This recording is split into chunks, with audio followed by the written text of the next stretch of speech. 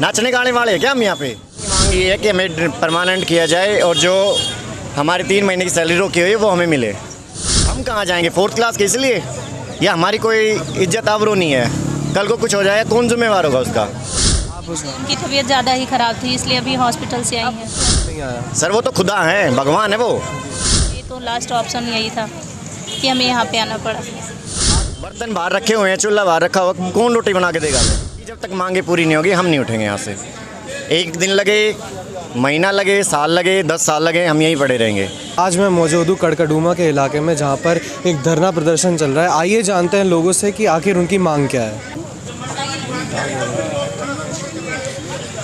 हाँ जी, तो आप बताइए, आप यहाँ पर मौजूद है इस धरने के अंदर, तो आखिर आप लोगों की मांग क्या है? सर हमें पक्का कराया जाए। 3 साल 15 साल हो गए हमें जॉब करते हुए, लेकिन अभी हमारी कोई भी मांगे पूरी नहीं हो रही और 3 महीने से सैलरी भी नहीं आ रही। जो केजरीवाल ने पक्का वादा किया था वो अब तक तो किया नहीं। कॉन्ट्रैक्ट वाला को, ठेके वाले, इनको पक्का किया जाएगा, लेकिन अभी तक कोई सुविधा नहीं मिली हमें। सुविधाएं यानी किस तरह की?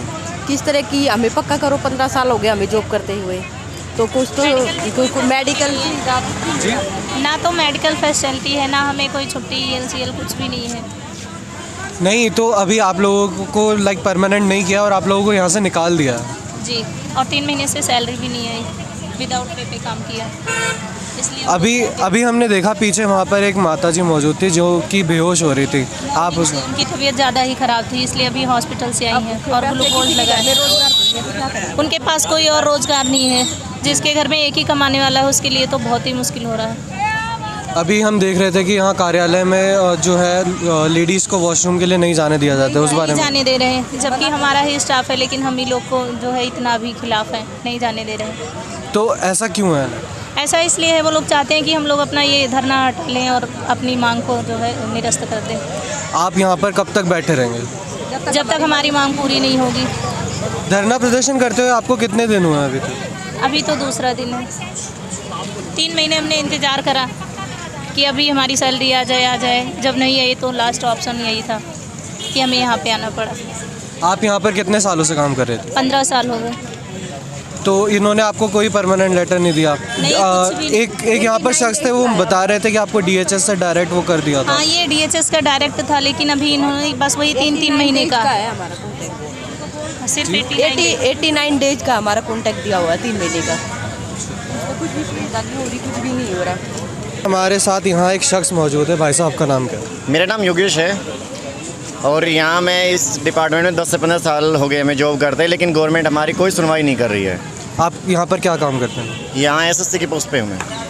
अच्छा, तो आपकी मांग क्या है? इस प्रदर्शन की मांग क्या है? इस प्रदर्शन की मांग ये है कि हमें परमानेंट किया जाए और जो हमारी 3 महीने की सैलरी रोकी हुई है वो हमें मिले। इसका आप जिम्मेदार किसको मानते हैं? सरकार को, DG मैम को, सौरभ भारद्वाज जी को। उनका इस पर क्या कहना है? उनकी कोई प्रतिक्रिया हुई आपके ये जो धरना प्रदर्शन है इसका? उन्होंने पहले बोला था कि तुम काम करते रहो, सैलरी आ जाएगी, लेकिन उसके बाद भी कोई रिज़ल्ट नहीं है हमारा। यहाँ लगातार फाइल पे फाइल चल रही है, झूठ बोला जा रहा है, हमें धोखे में रखा जा रहा है। कल आ जाएगी, फाइल भेज रखी है, फाइनेंस प्रॉब्लम है, डिपार्टमेंट कुछ बोल रहा है, कुछ नहीं हो रहा है।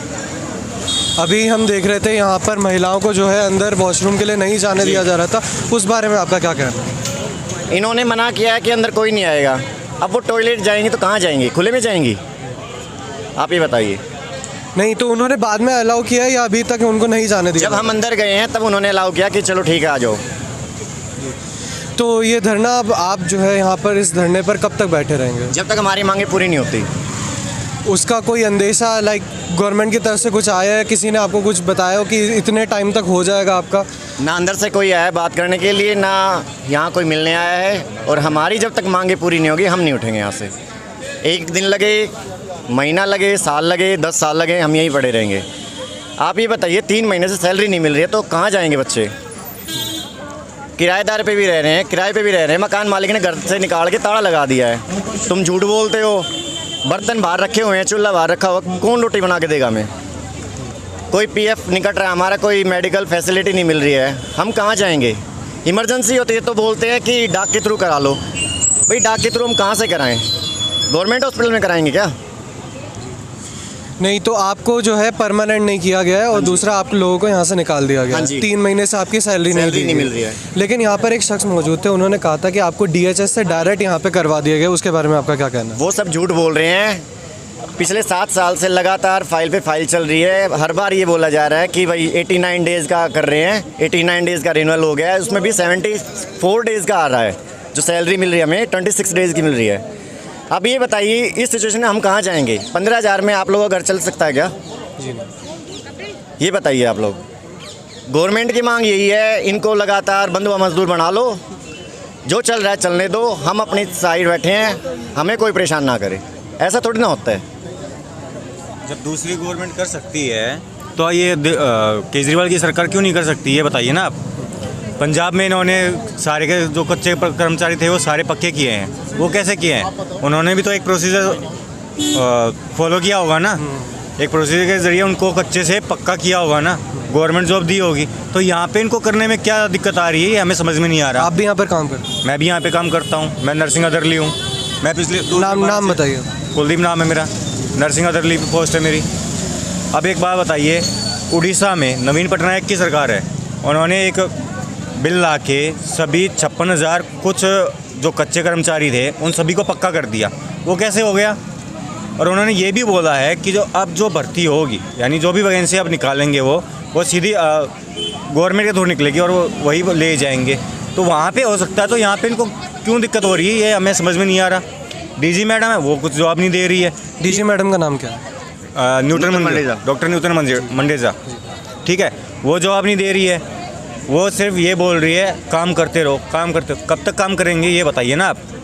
15,000 में कोई रेंट पे रह रहा है, किसी की स्कूल के बच्चे की फ़ीस रहती है। मेरे से अभी एक बच्ची आके मिली, उसका एडमिशन रुका हुआ है सिर्फ फीस भरने के लिए। कहाँ से भरेंगे लोग बाग? पर इनको कान में जोर नहीं रेंग रही है। तो हमारी सिर्फ एक ही मांग है, ना हमें 89 डेज़ चाहिए है, ना हमें 11th मंथ का DHS के कॉन्ट्रैक्ट पे चाहिए है। हमें चाहिए 1 टाइम रेगुलराइजेशन, जो सभी कर रहे हैं और ये कर सकते हैं। केजरीवाल सरकार भी कर सकती है। यहाँ से प्रपोजल जाएगा तो होगा।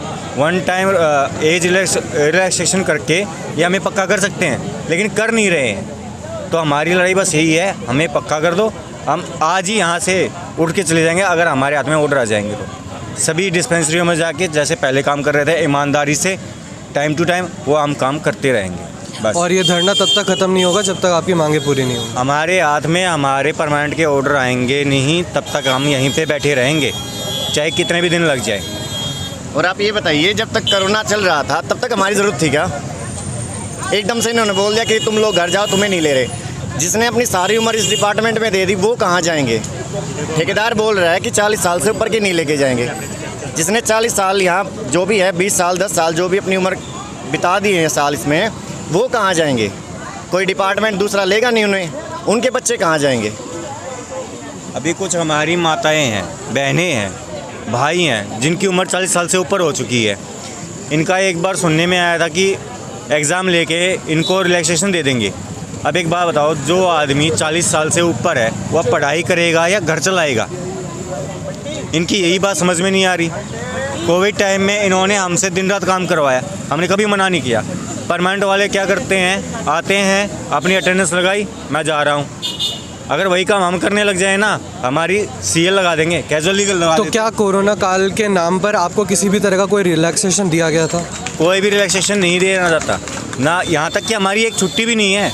अगर मान लीजिए मेरे को बुखार हो गया, मैंने छुट्टी कर ली, तो मेरी सैलरी कटती है, मेरे को कोई कैजुअल लीव नहीं मिलती ना। हमें कोई इनसे कोई ऐसी कोई लीव है कि भाई तुम इतने दिन छुट्टी कर सकते हो महीने में, वो भी नहीं देते हमें। और फिर भी हम हर रोज़ जाते हैं, बुखार हो, सर्दी हो, गर्मी हो, हम जाते हैं। बरसात में भी हम गए हैं। मैं घुटनों तक पानी तक भरा हुआ था डिस्पेंसरी, मैंने तब जाके ड्यूटी की है। कोई परमानेंट वाला कोई नहीं आया था। तो आपको कितने घंटे काम करना होता था? वो फिक्स होता था या वो भी अपने हिसाब से करवाते थे? हमारा ड्यूटी टाइमिंग है 8 से 2 बजे तक का, लेकिन कुछ भी काम आ जाता है, जैसे शाम तक का रुकना पड़ता है। डीवर्मिंग का एक आता है साल में 2 बार, वो 4-5 बजे तक रहता है। डिस्पेंसरी भी खुली रहती है 4-5 बजे तक। हमें 2 बजे तक की सैलरी मिलती है, हमें रोक के रखते हैं 6 बजे तक। उसका कोई ऊपर से हमारे को कोई पैसा नहीं दे रहा है। ओवर टाइम का पैसा नहीं मिला? कोई भी एक पैसा नहीं देता। मतलब ये शुरू से नहीं मिल रहा है या इसको कुछ टाइम हुआ है अभी तक? शुरू से ही नहीं मिल रहा, कोविड टाइम से। आपको यहाँ काम करते हुए कितना टाइम हुआ है? मेरे को 11 से 12 साल हो गई। तब से आपको नहीं मिल रहा है? मेरे को नहीं मिल रहा, ठीक है। अब ये बात हम इनको पहुंचाते हैं तो बोलते हैं तुमको इतना ही मिलेगा और इतने में ही काम करना पड़ेगा। कोविड से पहले हमारी सैलरी हो गई थी कम से कम 20,000 के आसपास। उसके बाद हमारे संडे के भी पैसे काटने लग गए। परमानेंट वालों के नहीं करते, लेकिन आपको संडे को भी बुलाया जा रहा था? संडे को भी बुलाते हैं। जब कोविड था हमारी ड्यूटी लगती है, हमने संडे की भी की है। लेकिन क्या बोलते हैं, तुमको पैसे नहीं मिलेंगे, तुम है ना एडजस्ट कर लेना, कहीं पे भी छुट्टी ले लेना, लेकिन पैसे नहीं देते ओवर टाइम के भी कभी भी। ये दिक्कत है इनकी। कोरोना में डॉक्टर को तो होटल मिले, हम फिर भी वहीं बैठे रहे। क्यों?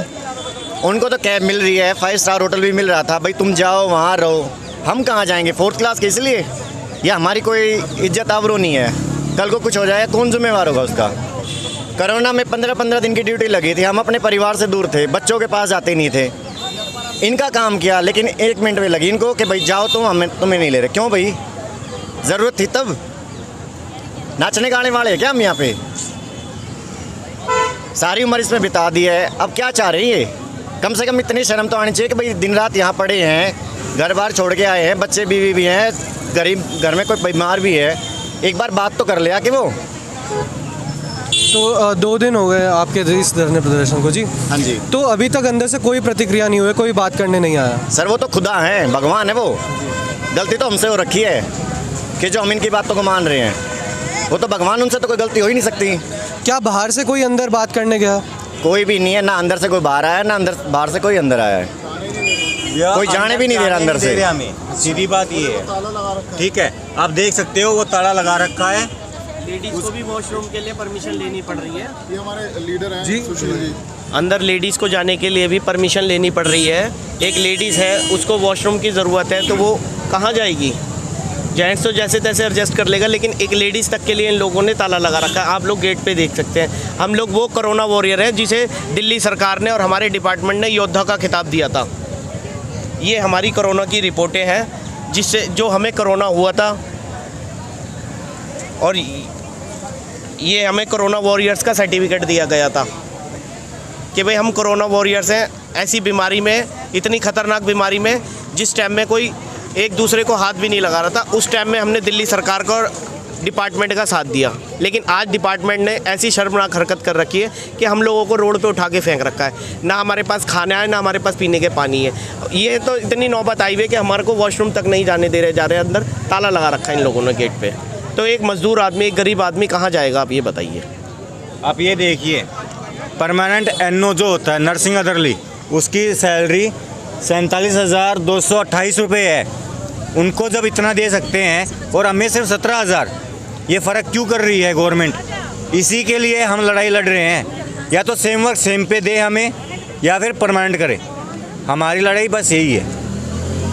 एक डेली वेजर कर्मचारी को क्या मिल रहा है आप देखिए, 14,806 रुपये मिल रहे हैं एक डेली वेजर कर्मचारी को, जो जिसे कोरोना योद्धा का खिताब दिया गया था।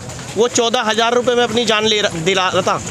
एक परमानेंट कर्मचारी मरता है तो उसे 1 करोड़ रुपए मिलता है। 1 करोड़। एक डेली वेजर मरा तो उसे कुछ नहीं मिला।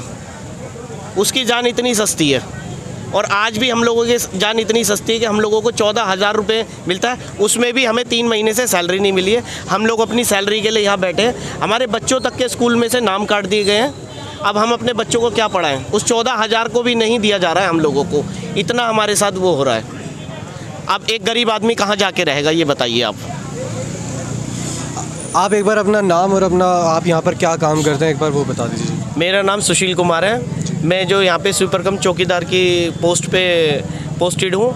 इसके अंतर्गत जितनी भी दिल्ली सरकार की जो डिस्पेंसरी हैं, हम उसमें ये जितने भी सारे कर्मचारी सब बैठे हैं, वो सब जगह जगह किसी न किसी डिस्पेंसरी में पोस्टेड है। तो देखा आपने किस तरह से यहाँ मौजूद हर एक शख्स अपनी मांग को पूरा करने के लिए तत्पर है। आप देखते रहें CCN न्यूज़। धन्यवाद। जय हिंद।